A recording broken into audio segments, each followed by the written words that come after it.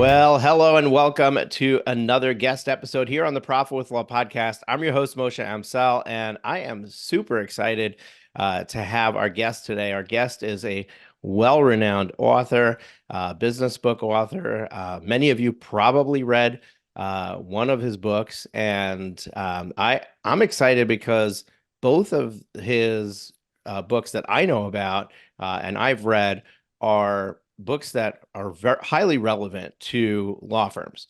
They're highly relevant to all businesses, but when law firms are trying to grow, when law firms are you're trying to go beyond yourself. So that's the key to business growth when it comes to a law firm is you're not the attorney, you're the business owner.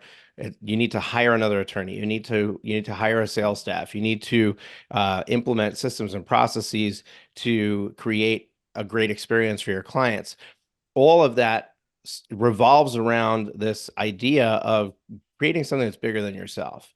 And that requires you to have customers who are going to refer you business, and it requires you to have employees who are going to continue to pull the train forward for you, so to speak.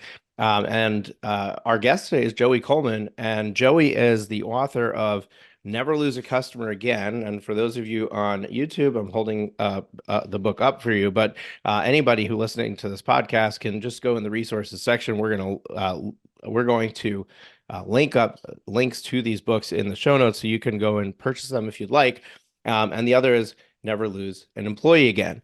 And I love the titles of these books because ultimately, losing a customer, losing an employee is one of the most expensive things we can do in a business. And I'm sure Joey and I are going to jump into conversation around that. But let me give you his official bio here. Joey Coleman helps companies keep their customers and employees. As an award-winning speaker, he shares his first 100 days methodology for improving customer and employee retention with organizations around the world, such as Whirlpool, Volkswagen, Australia. Australia is a company? Oh, Volkswagen Australia. Got it. And Zappos. I thought that he helped the country keep their customers. His Wall Street Journal #2 best-selling book, Never Lose a Customer Again, shows how to turn any sale into a lifelong customer. And his recent Wall Street Journal #5 best-selling book, Never Lose an Employee Again, details a framework companies around the world can use to reduce turnover and increase employee engagement. Joey, welcome to the show. Moshe, thank you so much. It's an absolute thrill to be here. I've been looking forward to our conversation. And thanks to everybody who's kind enough to be listening in or watching along on the video play. Super excited to dive into these interesting and I like to think relevant conversations for lawyers and law firms everywhere. Absolutely. Joey, a lot of times people don't know who you are or they don't know your backstory. Like, how in the world did you step into writing these two books? Where did that experience come from or the inspiration for it? Can you give us a little bit of the broad strokes of your history and how we ended up here behind the microphone today? Well, it's been an eclectic path to say the least, Moshe. But what I will say is, which is probably of relevance and particular interest to your listeners, is I'm actually a recovering attorney. So I believe the first step's admitting you have a problem. There's 11 steps after that. But I grew up the son of a criminal defense lawyer. I practiced in my father's firm from the time I was in sixth grade, was my first job working for him, basically making copies and couriering documents to federal courts up through high school and college and law school. And even after law school, I was a practicing criminal defense litigator with him. So I have a background that I think probably is fairly similar to many of your listeners in the sense that I went to law school, I worked as a practicing attorney. But I also had a business background in the sense that I started and ran my own marketing agency for 15 years. I taught at the postgraduate level for kind of night school MBA programs. I've been a professional full-time speaker now for over a decade, speaking on these topics of customer retention and employee retention. So I've kind of got an interesting Venn diagram overlap between the world of law and the world of business as it particularly relates to retention of customers and retention of employees. So that's kind of the 35,000-foot view of how my interest kind of led me to think more about the business side of these two topics. Absolutely. And if you can go back to the days of working in your father's firm, and I don't know if your days as a criminal defense attorney, a litigator, was working for your dad or for somebody else, but if you look back to those days when you were just an attorney, not a business owner, not a professional speaker, and you look at how things were done. What was the view of the client back then? Well, it's interesting, Moshe.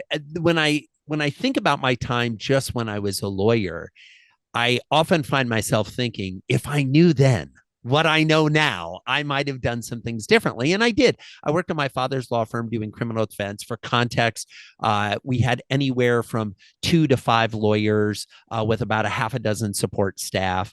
I also worked at large, big name law firms you've heard of, doing document review as kind of an early associate. I worked for the Central Intelligence Agency, the Secret Service, and the White House, all in counsel type positions. So I've worked in small firm, big firm, government. I've had a variety of experiences. And what I will say was certainly the case when I was practicing law, which for context, this is mid 90s to early 2000s. While I think many lawyers cared about their clients and went out of their way to take care of their clients, many law firms didn't necessarily have the systems and the processes that were designed to track client experience. They were designed to track filing requirements and proper response times to opposing counsel and to judges and things like that. But they weren't really tracking, at least the ones I was involved with, the emotional journey of the client. And that was something I like to think that we brought to bear in our law firm, which was, if we're going to represent you in a criminal defense matter, we of course have certain responsibilities within the jurisdiction and within the law and to make sure we're meeting filing requirements, etc. But we also have a responsibility to hold that client's hand, to let them know that we are caring for them, that we are taking care of them, and to track their emotional journey across the representation as much as we were tracking the practical journey through the court system or the judicial system in representing them. Yeah, so and I'm just going to tee this up a little bit. So in your book, you make the case for, I'm a firm believer of this, and it's very logical. So I think our audience will be able to wrap their heads around it. This concept of it's more expensive to find another client than to retain a client and have them come back for repeat business. In other words, your business model is going to be much better if your customers are happy and they're going to refer you business for free, or they're going to come back when they need an attorney again for round 2 or 3 or whatever it is that they need. For example, I have a trademark attorney. We did one trademark with him, and then we were happy with the experience, and now we're half a dozen trademarks in and probably have a backlog of another dozen that we'd like to do, that at some point we're going to do. And all of that business would have been lost if he had lost us on the front end. So in your book, you make the case for this critical point of the first 100 days that somebody is a client, that you really have that opportunity to set the stage for how they feel about their relationship with you. That's going to affect the bulk of the engagement or the lifetime of that client. So I'm jumping through your intro so that I can ask you the questions I want to ask. But let's start there. What should a firm be thinking about doing to make that 100 days different than what most people are probably doing today? Well, first of all, let's recognize the importance of that first 100 days, because there may be some listeners who aren't even measuring the term of the relationship in that type of way. And let's be honest, as a lawyer, if you can get a case fully resolved in 100 days, you're amazing. Like that's just not the way most cases, regardless of the area of law you practice, most cases aren't going to resolve out in 100 days. However, the research shows that those first 100 days are more dispositive of the lifetime relationship with that client than any other time period. What that shows us, and again, all the evidence, all the research indicates that somewhere between 20 and 70% of new customers, new clients, will decide to stop doing business with you before they reach the 100-day anniversary. Now, in a legal context, some people may say, well, Joey, my clients never quit. They never leave the representation. They stick with me and it'll be 2 or 3 years to resolution. Yes, but whether they will continue to come back to you, whether they will refer new clients to you, hinges on how they feel in that first 100 days. In the same way that the research indicates that 20 to 70% will mentally check out and not be interested in continuing a relationship, even if they stay with it for that particular representation. The same research shows that if on day 101, they're feeling ecstatic about the relationship, they're feeling seen and valued and appreciated, they feel a personal and emotional connection with you, the typical client will continue to stay in active relationship with you for a minimum of 5 years. This evidence has been proven globally across all industries. I'm a big evidence driven guy, as you might imagine, as a criminal defense litigator. Show me the proof, Your Honor. Show me the evidence of where they're saying this. We know this to be true. And so the opportunity available to every lawyer and every law firm out there is to think strategically about how we're onboarding new clients into our process and getting them up and running. One thing I will say that is kind of a perilous state for almost every law firm on the planet, as a general rule, the first 100 days aren't that exciting in the typical representation. The first 100 days are about filling out paperwork. They're about gathering evidence. They're like, let me see your files. Let's go download, the medical reports if it's a personal injury claim. Let's get the statements from the police and any witnesses if it's a car accident or a criminal matter. Let's get all the paperwork of everything you want to leave for your kids if it's a trust and estates type scenario. The beginning of most legal representations is paperwork. And I don't know about you, Moshe. I've met very few humans that say, oh, paperwork? Let's do it. I'm excited. So if we know that that is true, what are we going to do to counteract those feelings of doubt and uncertainty and annoyance that the typical client is going to feel when we ask them to focus on paperwork at the beginning of a relationship? Yeah, and I think there's also a critical juncture right after they sign. So right after they become a client, I mean, we've all experienced it with practically every large purchase we've ever made, and that's buyer's remorse, right? And it's not the terminology is really faulty because we're not really remorseful, right? We may end up being remorseful, but we're really buyers questioning, right? Like, did I make the right decision? Is this really the right person to represent me? Is this really did it really need to cost me this much? Am I going to get the return that I think I'm going to get? All those questions are swirling around in somebody's brain the moment that they say yes.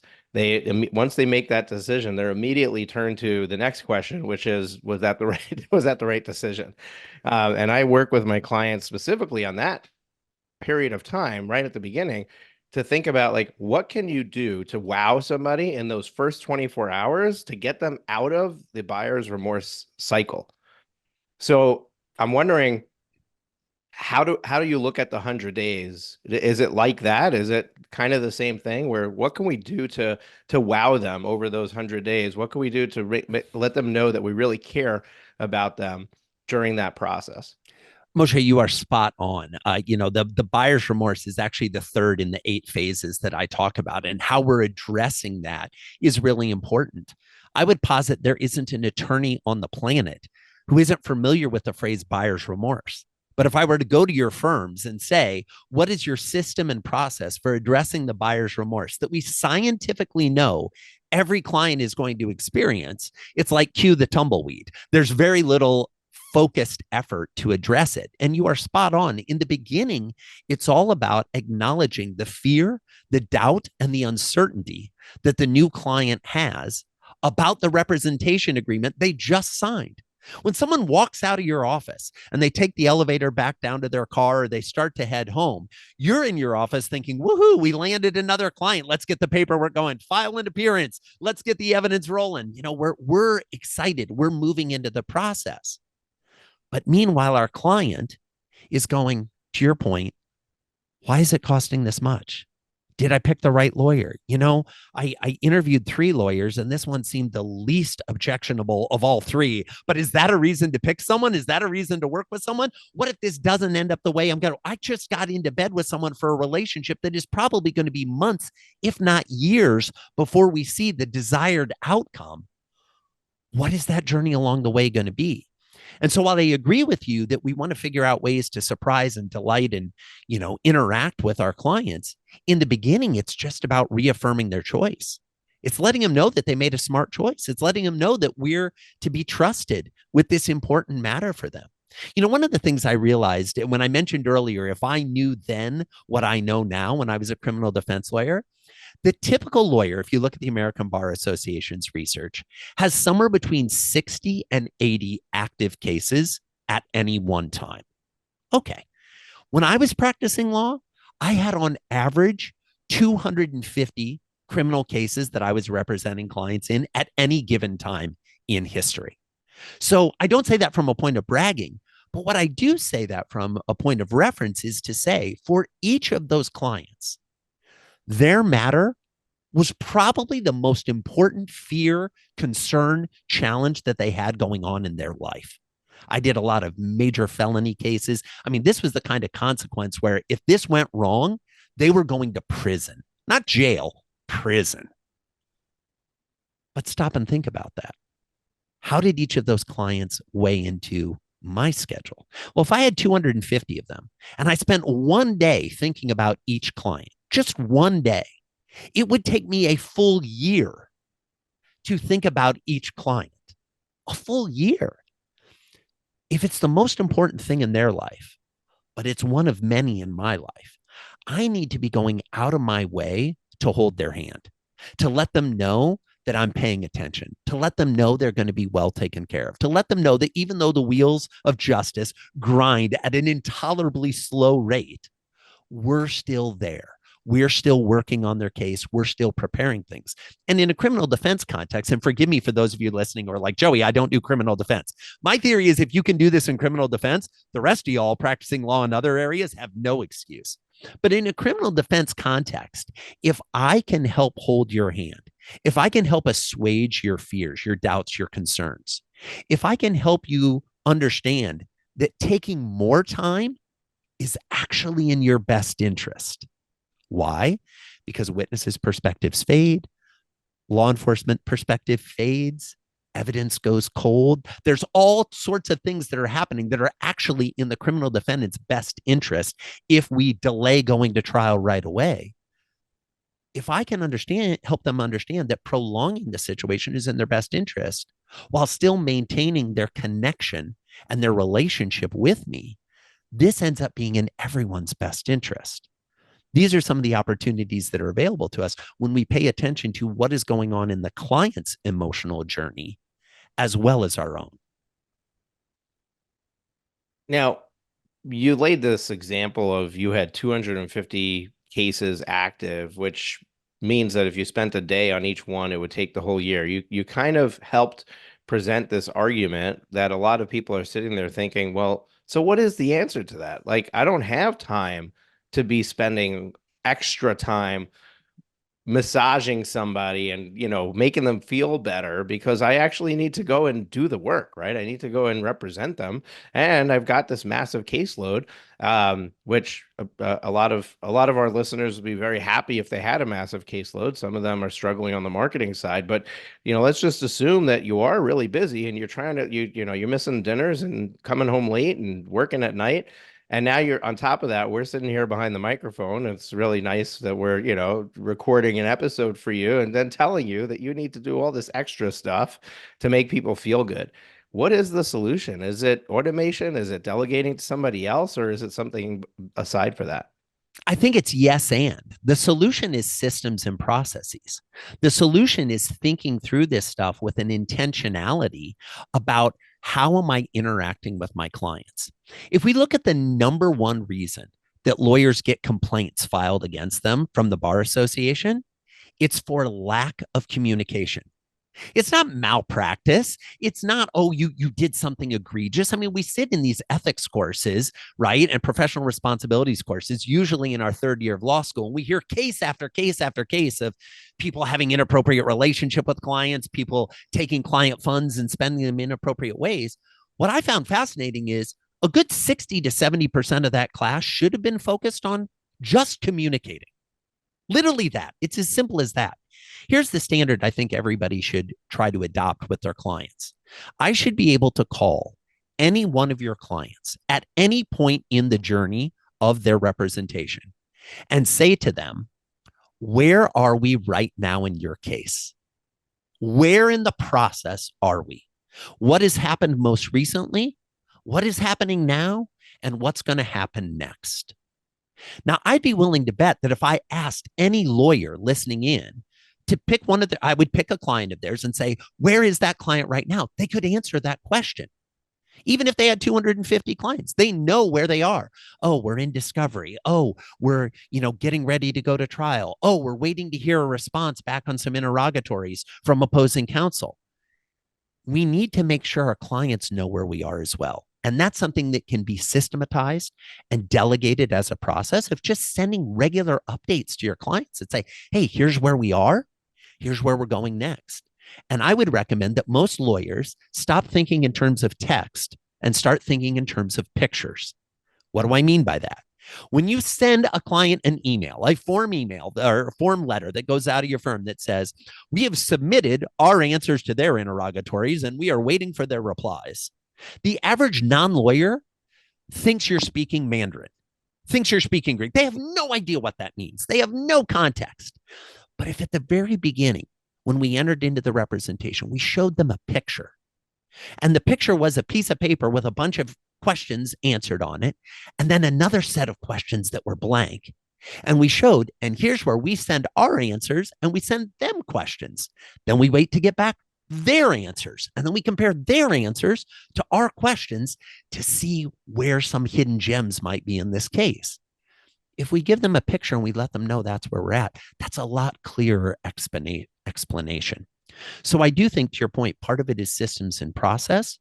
Part of it is also delegating. Early on in the process, you want to let your clients know that talking to your team is just as valuable as talking to you. Now, some people are listening in are like, well, Joey, I tried to do that. I try to offload onto my assistant or onto the paralegals, and they don't seem to do it. The clients still want to talk to me. The clients are going to want to talk to you until you make it clear to them that the status of the other people on your team is higher than they think. I have a personal executive assistant. She manages my calendar. Whenever, amongst other things, she does a lot of things, but one of the things she does is manage my calendar. And whenever I'm dealing with a new client, I let them know that she is actually the keeper of the calendar, that she knows the calendar better than I do, and that if they want time on my calendar, she is actually the best source. And because we're in a working relationship, I have told her to elevate my conversations with Moshe, for example, to say, if Moshe wants to talk, your job is to get him on the calendar as quickly as possible. Who do you think that client is going to reach out to set an appointment? Are they going to text me? Maybe in the beginning they might. And then I say, hey, the person you really want to text is Faith. She's the keeper of the calendar. If I'm elevating her status, the clients will appreciate that. The problem is most lawyers don't elevate the status of their team. They denigrate the status of their team, not only in terms of their interactions with their employees, their team members, but in terms of how they present those people to their clients as well. Yeah, I think that's so very important, and client communication is critical between happy clients and non-happy clients. I so many times and I for context, I'm not just a podcast host, right? So I'm a business coach for law firm owners, and I work with firm owners who are trying to grow and expand their firm beyond themselves. So many times when I'm working with a client, the challenge that they have is that they are so pressed for time that they don't even have the time to do the things to grow their business that they need to do. And in those conversations, very often I'm turning to them and saying, you need to find ways to delay some of this work so that you can train this new employee so that they can be productive for you, right? And in all those conversations, I highlight to them that the most important thing when you're trying to do that is to communicate with your clients. Go to every single client that has some sort of expectation of when something will happen and update their expectation so that because all of those dates and all of those expectations are self-inflicted. We do it to ourselves, right? We tell a client, yeah, I'm going to have this by tomorrow. Tomorrow comes, you don't have it. Now you're pressured all day long to get it done. Now it's not done. Now the next day you're even more pressured because now you're behind. Had you just called the client and said, hey, look, I was a little bit a little bit eager when I gave you a date and said expect it tomorrow. It's actually going to take me longer. I need 5 days. You'll have an answer in this on this date. Now you just bought yourself a runway to spend the time and do that. And I think that there's so much that could be done in communication that really can help alleviate so many of the problems that happen in the client relationship with the business. And it's not just deadlines, it's financials too.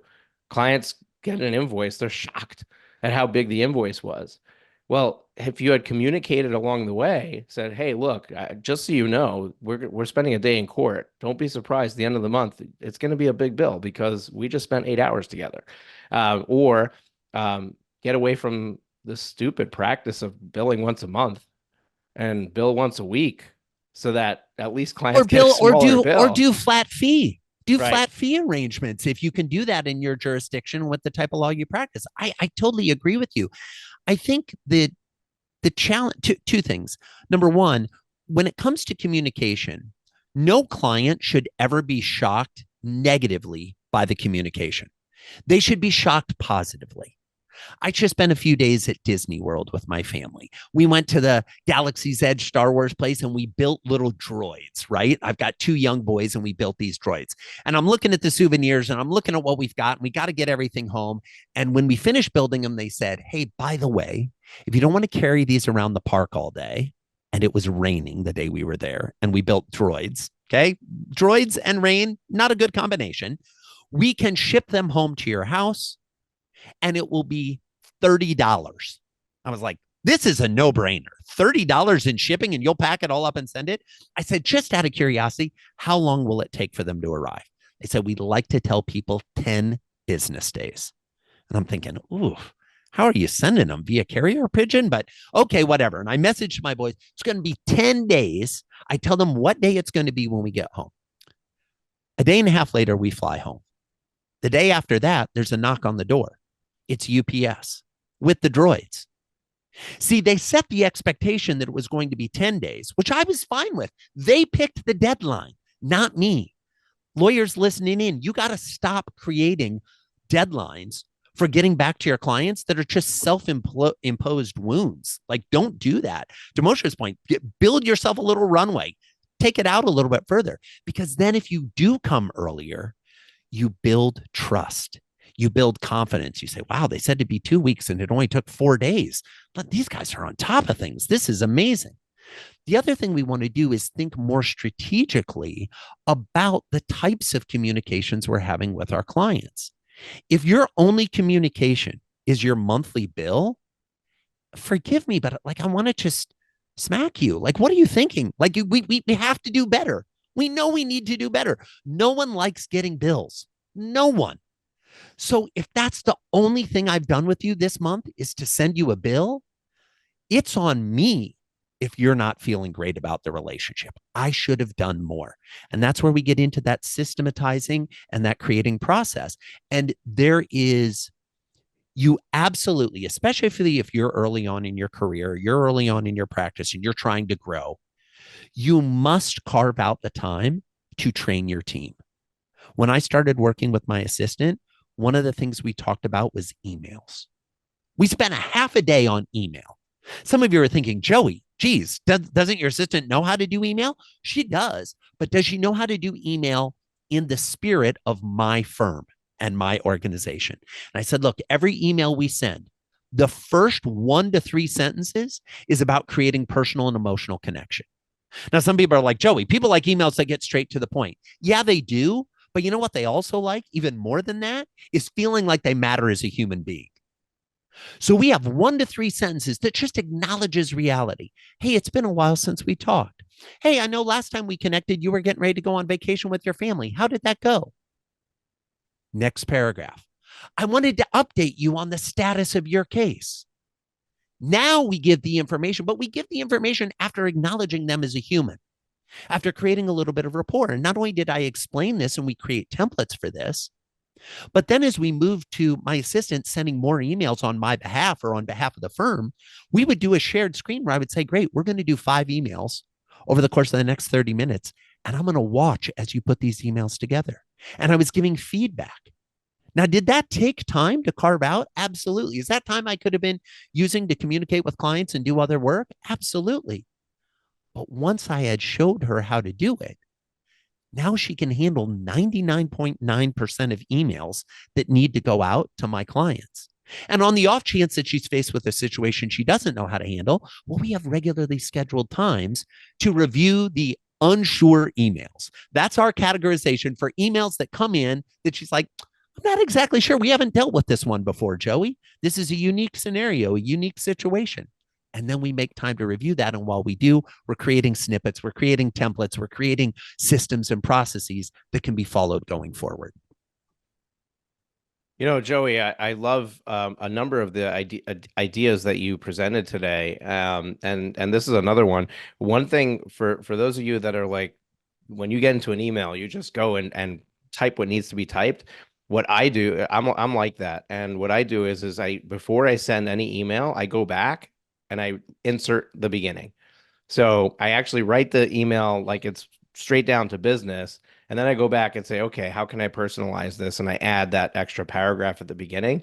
So for those of you that struggle with this, that might be something that really helps because you're in the mindset of I need to get this message across, and then you kind of forget to personalize it. So that having that checkpoint really can help solve that.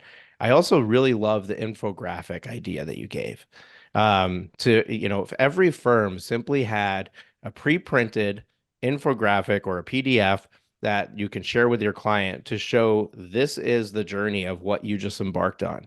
This is where we are today, kind of like a map, right? This is where we are today. This is where we're going. This is the approximate timeline for every single one of them, and really break it down that way. I think so many people would be so relieved knowing that, seeing it, having clarity around it. And now they can go back and refer to it. I mean, they literally could put it on the refrigerator and look at it and see where we're at. I really love that. I think I'm even going to implement that in my coaching program. We do a 12-month program, and there's phases that you go through in the program. And I think it would be really helpful if we included that in the physical gift package that we send out to our clients. So really love that idea. Well, I'm so glad you love it. And I'll say this. We are all familiar with the phrase, a picture is worth 1,000 words. Yeah. There's a reason why that phrase has stood the test of time. It's because it's true. And when we give a client a picture, when our usual mode of communication is words, that will stand out. That will be unique. And to your point, they'll put it on the refrigerator. I've actually had clients I've consulted with that we create a little magnetized version of the client. So they physically move themselves across the picture when we have a call. And an assistant might send out an email for the speeches I give, for example. Hey, we're about 30 days out. Shift the little thing of Joey to the 30-day marker where we have our pre-event call, because now they understand, oh, we are making progress towards our finish line that we have. We're moving towards that. And there's just been something that's occurred that has really catapulted us forward. These type of communications can also help your clients understand the variety of impacts that the work you're doing is actually having on the resolution of their case. Yeah, you know what it reminds me of? It reminds me of going through pregnancy and like not knowing where are we at or what stage. And then all of a sudden you get this like infograph where it's like your baby is the size of a peanut right now. Now your baby's the size of a grape, and now it's the size of a plum, and now it's the size of a grapefruit. And all of a sudden you have this idea of where you're at and what it looks like to progress to that completion line. Really love that whole idea. All right, I want to switch gears because I wanted to talk about your book about employee retention and never lose an employee again. One of the things that is so important in the growth of business is growing a team, but not just any team, right? A team that is filled with rock stars. So if we're always out there going and trying to get A players to join our team, we're trying to get the best of the best, and we're hiring hopefully the best of the best. Sometimes we make mistakes and those need to be dealt with. But assuming that we have a rock star on our team, I don't want the rock star to leave. right? I want them to stay. I want them to continue to produce for me. I want them to grow within my organization. So, and I think we're going to be going at the same 100-day thing. What is when we start to flip to the employee side of things instead of the customer? Is it kind of the same thing, or are there nuances and differences that we need to start looking at? Well, there are certainly some nuances and differences, but the core foundational elements are exactly the same.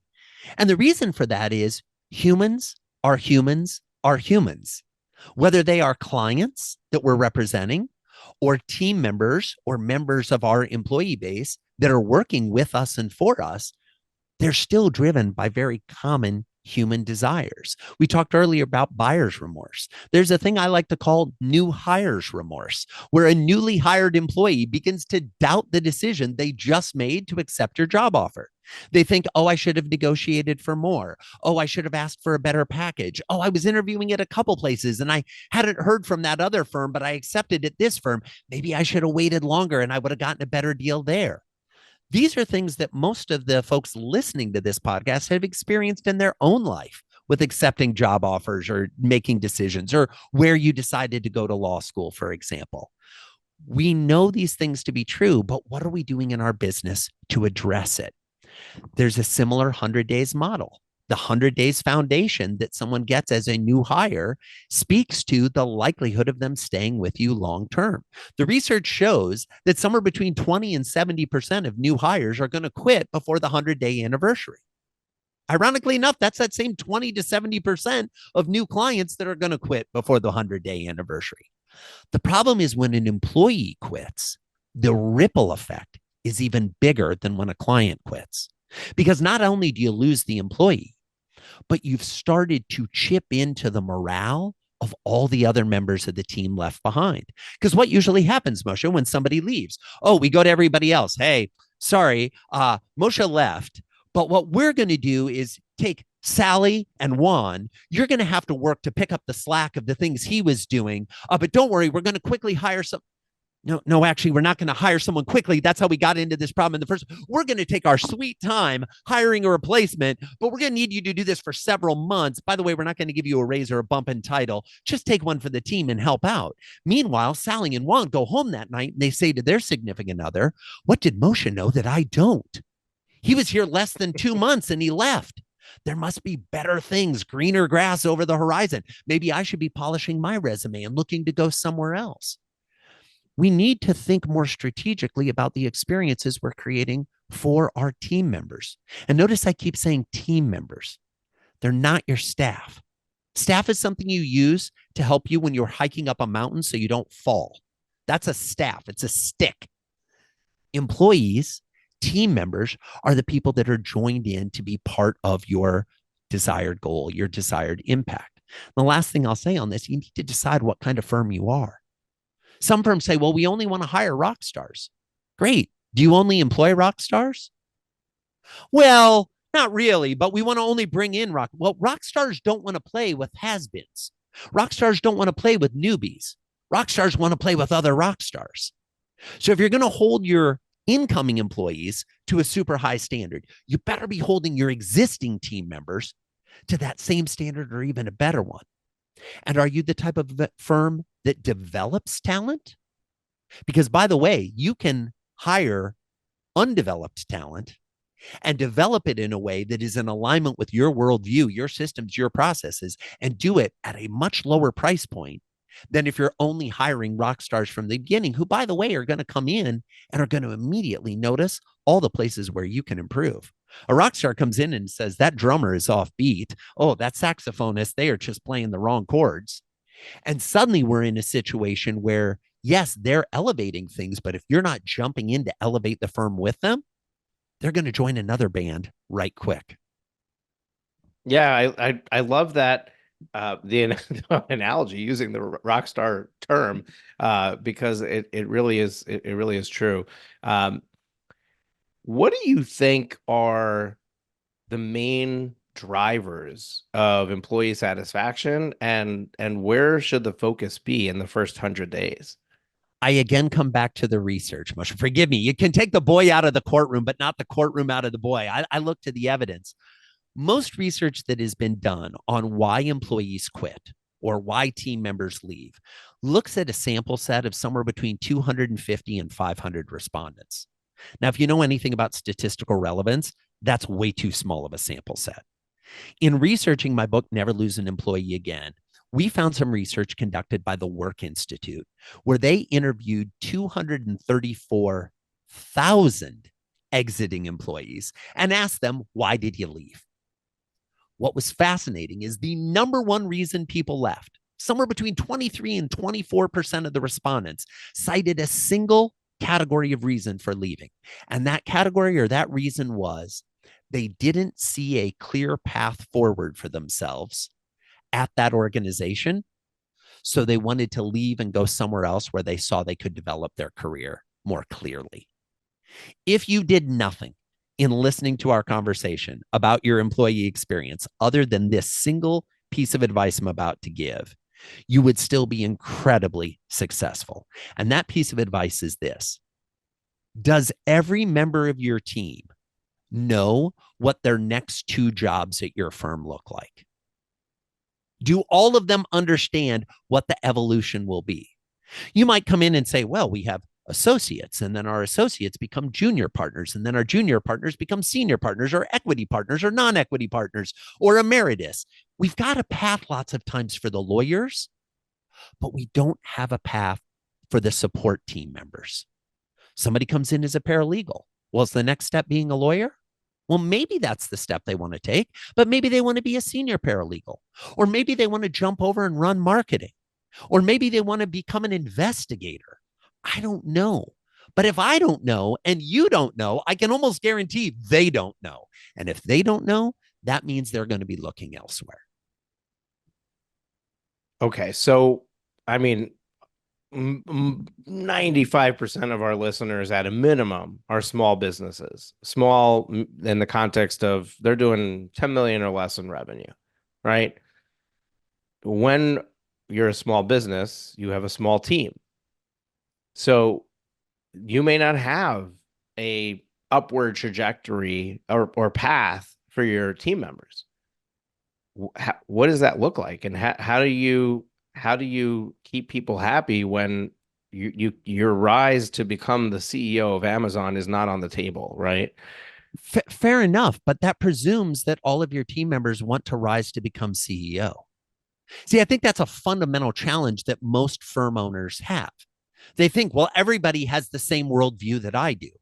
Everyone wants to grow up to run the firm. Very few staff members and very few attorneys, for that matter, want to be a managing partner, want to grow up and do that. For context, I have one full-time employee. One. What is the path for her? Well, it's not to become me. Nobody wants to become me. What am I doing to path forward for her? So one of the first conversations we had in the first 100 days is, where would you like to see yourself within this organization at the 6-month period, the 1-year mark, and the 18-month mark? And she said on her own, hey, Joey, by the 18-month mark, I'd love to have more responsibility and maybe even have trained someone to do some of the more mundane tasks that I'm doing, like scheduling podcasts. Not that I don't love being on podcasts, but scheduling podcasts is something she was like, I'm happy to do it. But if we could train someone else to do it, that might be interesting because I could work on other things. Now, as an employer, I can turn around and say, oh, she's not willing to do the job. Or I can look at it and say, oh, this is someone that doesn't want to do the same thing forever. What does that mean? They're a human being. No human being wants to do the same thing forever. So what I can do is say, well, then let's get on a path. Here's our path. Number one, let's get really good at the task. Let's figure out all the kinks of the task. Let's put in place the systems and the processes so that we can run this like a well-oiled machine.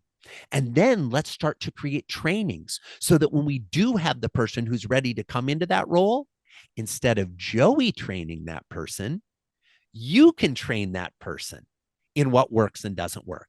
And once you've built out all of the necessary systems and process and the training, and you and I have worked to make sure that's ready and good to go, we'll step back in and say, is this the right time to bring someone on in that role?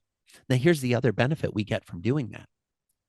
What if my team member decides to quit? What if she decides, for whatever reason that has nothing to do with me, that she can't do this anymore? Well, now I've built the systems and the process and the training videos that my time to onboard a new employee to handle, for example, scheduling a podcast will be much shorter than it was with this last one because we've built the system to do it. So here's my piece of advice for law firm owners everywhere, regardless of your size.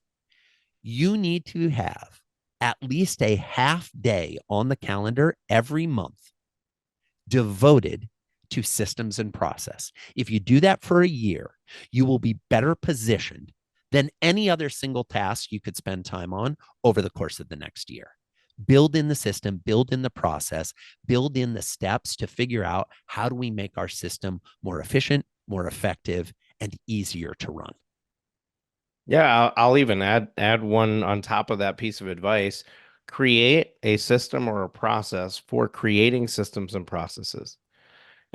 Because when your team has that, then everybody, when they're executing any specific task, if it is not already documented, their marching orders are to document it using the systems and process template that you have. So, it's something that we do internally, and we tell our clients to do as well, because there's so many people on your staff that have more time than you. And I think that half day that Joey is saying that you should dedicate is not to sit down and create them, right?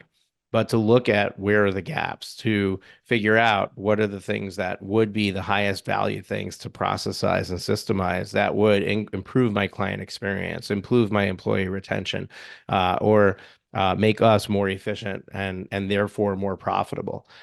When you look from those lenses, you're going to uncover some things, and that's where the focus needs to be. Um, Joey, this has And been. Go ahead. Sorry. I was just going to say, Please. and Moshe, to that point, incentivize your people to think this way. One of the things we did at the end of last year is I said, I want all of next year to be about systems. And there's this short little book I came across called the Checklist Manifesto that I had read years ago. Fantastic book that talks about how can you create more checklists in your business. It's a quick read, but it's a powerful read. I went to my assistant and I said, I want to pay you to read this book. So I paid her to do it on work time, not in her private time at home. It's like, no, read this during the day in between calls with me or whatever you're doing. Read this book. And then I want to create a goal that we create one new checklist per week. And when we do a review at the end of the week, when we review how did things go, you present the checklist to me. I make sure that we have all the right things. And then now we have a system. Now we have a checklist for how do we schedule a podcast? How do we respond to an email? How do we make sure Joey's flight to, his presentation in Sydney, Australia is properly booked and the seats have been selected and the meals have been selected? What are all the checklists? So we're not leaving these things to granted. When we think about being lawyers, one of the things we are taught are procedures. We take a whole class called civil procedures, one of the first classes you take in law school. We should have firm procedures. We should be clear on what we're doing. And everybody in the firm should be not only incentivized, but encouraged to be part of that process and to be regularly looking at those. Now we have a process where quarterly we review checklists. We look at old checklists and we say, does that checklist still work? Because things change, circumstances change, tools change, technologies we're using. What are you doing to commit to that Kaizen approach, that Japanese phrase for constant, continuous improvement? That's how you take your firm from where it is to where you want it to be. Yeah, I love the idea of checklists. Checklists were actually the solution to a real problem in the medical industry. Huge. And what was happening was people would go for surgery and the wrong surgery was performed, or the wrong body part was removed, or the wrong organ was taken out, and or other mistakes were being made, medication errors, dosing errors. And what the solution was to create checklists for everything. There's literally a checklist for checking the crash cart to make sure it's got everything it needs to have in it. There's a checklist for every step that needs to happen before somebody goes and under anesthesia, and so on and so on. There's a It checklist at the end of the surgery to count the number of sponges to make sure we didn't leave a sponge inside a human being. Like you're right. right. These are mission critical, life critical steps in a surgery scenario. I would posit they're just as important in your firm to make sure you're delivering at the standard you know you want to and need to deliver at. Absolutely. And we don't think or feel like we're dealing with life and death situation every day, but the reality is you are. You have somebody's life in your hands, whether it's bankruptcy, whether it's DUI, whether it's estate probate or estate planning, or family law, all of those things. If you think of in the context of who is coming to you with a problem that you're giving a solution to, at this point in time, it's the biggest problem in their life. It's the biggest challenge that they need to overcome. And therefore, it is a life problem. It may not be followed by death if you do it wrong, but it definitely will change their experience of life based on how you do it. And I think we need to approach it that way. We need to look at the work that we're doing as that important so that we can take the steps necessary to provide success, to avoid error, and more importantly, provide the great experience, clear communication.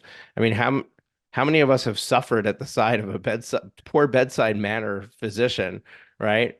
But then you walk in. I take my kids to a pediatric dentist, and they made the dentist chairs look like dragons, and they've got a TV on the ceiling, and they've got all kinds of kids toys in the waiting room. They give out a helium balloon when you're leaving. All these things, I mean, they knew their clientele, and they want to have satisfied clients and their clients are little tiny kids, right? Um, Whereas any other dentist experience, you're walking into the same old dental experience that we have. Of course, our kids are afraid of it. We're afraid of My it. kids We don't. don't like it as adults. I mean, the Absolutely. practicing dentist today could take a page from the pediatric dentist. I would like to crawl into an examination chair that looked like a dragon or a race car. I would think that was funny. In fact, I would probably take a picture of it and post it to social media or use it in a speech or tell a friend about it. Oh my gosh, you'll never believe my dentist has a race car that you lay in while you're getting your teeth cleanings. That's remarkable. See, every firm should be thinking about how can we be more remarkable that is worthy of having other people talk about. That's your word of mouth marketing. That is the fastest, most efficient, most effective way to grow your practice is to have your clients singing your praises. Joey, this has been a lot of fun. Unfortunately, we're out of time. I wrap up with two things, and that is number one, tell people how to get to know you, take the next step with you, whatever, anything that you want to share with them, as far as, getting involved in your sphere, your part of the world. And number two, one parting piece of advice or wisdom that you want to share, even though you've shared a bunch of it over the last hour, but just, one key point or takeaway that you'd like to share. So, in terms of getting in touch with me, the best way to do that to explore my books, which are called Never Lose a Customer Again and Never Lose an Employee Again, they're available wherever you like to get your books in whatever format you like. So, if you like a hardcover book that you can take notes in the margins, we've got you covered. If you like an ebook you can highlight on your Kindle or Nook, we've got an ebook. If you've liked the sound of my voice on this podcast, I narrate the audiobook. So, check out both of those books. I think they will give you the framework and the ideas that you need to implement those type of experience enhancements within your firm.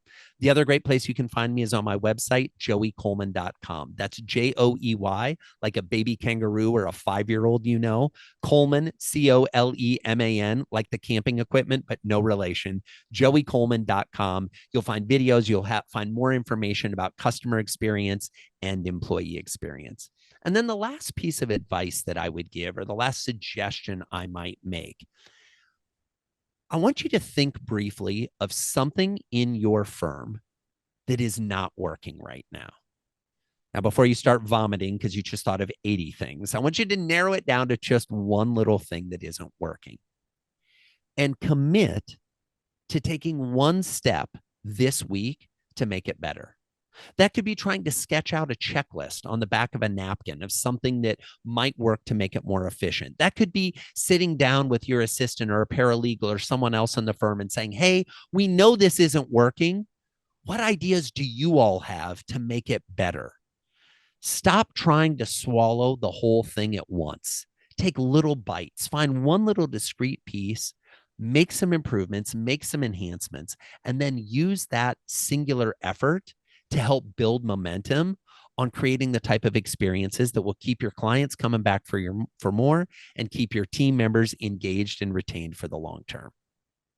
I love that piece of advice, and I'll take it even one step further. So, folks, I'm a profit first professional, and Mike Michalowicz in his book Profit First, he outlines how to increase your profit, right? And the thing that he tells you to do, if he's doing a talk or even if you're reading the book, he says, well, the first thing is just open a bank account, make your profit account, start putting 1% of your revenue in there, right? Just start with something, and I think that's what Joey just did. Is he told us like just start with something, right? But the other thing that he does in the book is he says you're not going to, if you try to fix the whole thing overnight, you're going to be so overwhelmed, everything's going to be so out of whack that it's going to fail. And you're going to say this doesn't work. And what he does is he lays out how you can figure out what your target allocations are for your money. And then over 18 months, adjust each category by just a small percentage, just a little bit, so that over the course of 6 quarters, you've essentially solved your problem. And I think that we can use the same mentality, the same methodology here, where you can look at here's where my firm is right now. And if I take everything that I just heard on this podcast or everything I read in Joey's books and I figure out like what is the right journey for my customers, what is the right way of treating them, what is the right thing for my employees, and just make a picture of what your firm looks like in the future. Now break it up into chunks of change and do it 90 days at a time, a quarter at a time. And before you know it, I mean, a year and a half is nothing. I mean, it feels like forever now, but it is nothing. In 18 months, your firm will be completely, drastically different. And all it took was just a little bit of tweaking every 90 days, a little bit of change, implementing just a small piece of this over each quarter. Joey, thanks so much for your time. Really appreciate you being here, folks. We really appreciate you listening to this episode and any other episode you listen to here on the Profit with Law podcast. If you're enjoying the show, we'd love it if you left us a rating and review. We thrive on reviews, but at the same time, we'll be here next week. So make sure you're subscribed to the show. Next Thursday, we've got another great guest coming to have a conversation with us, and this really was the bomb. So, you want to stay tuned because amazing experts are coming in Joey's wake. Take care, and we'll see you next week.